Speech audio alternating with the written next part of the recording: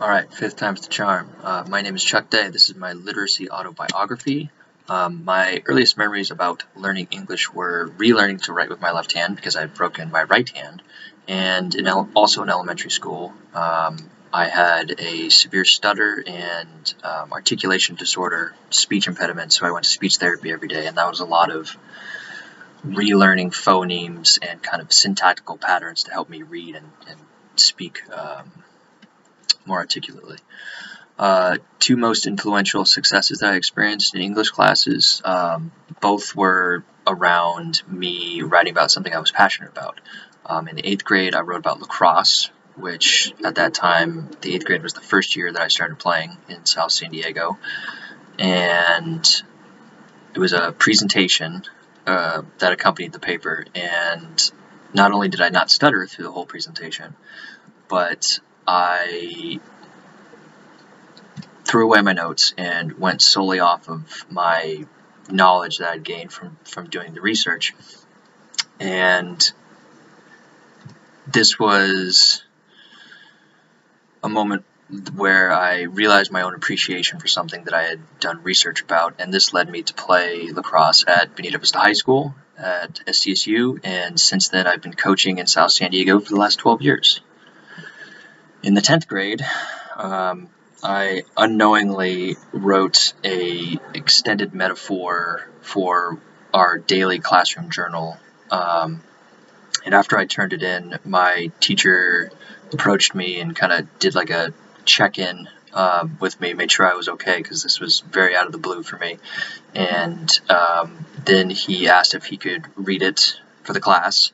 And he really reinforced this new appreciation for writing that I had, which led me to AP classes, led me to English degree at SDSU, and to where I am now.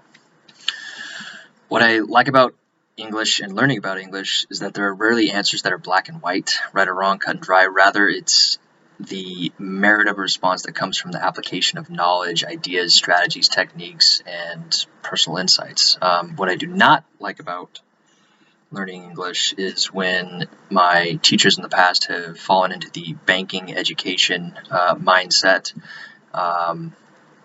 For example, just depositing a laundry list of Greek and Latin roots into our brain, or teaching Othello without acknowledging any of the racial overtones.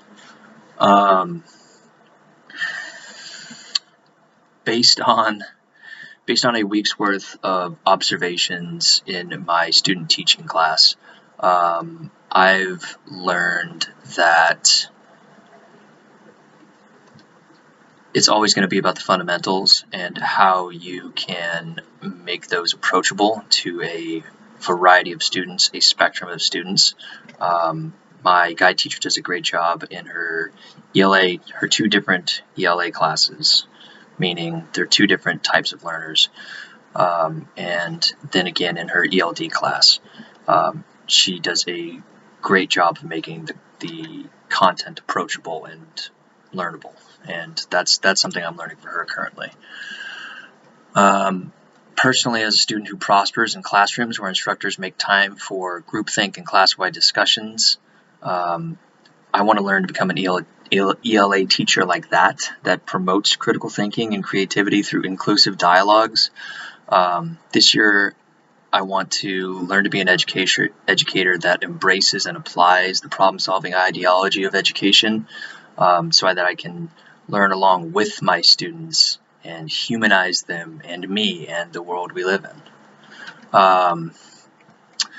To wrap this up in a nice little bow, I would define literate not as someone who has a mastery of reading and writing, but as someone who is a lifelong learner of reading and writing, specifically a lifelong learner who recognizes the interconnectedness of humanity and the world we live in. The notion of being literate merely functions as an approach or a lens through which the lifelong learner views the world. I purposefully think about this definition of what it means to be literate as this humanizing and constant evolution, because being able to read and write is only the first step down a path of learning, thinking, and being a self-fulfilled and self self-actualized person. Thank you.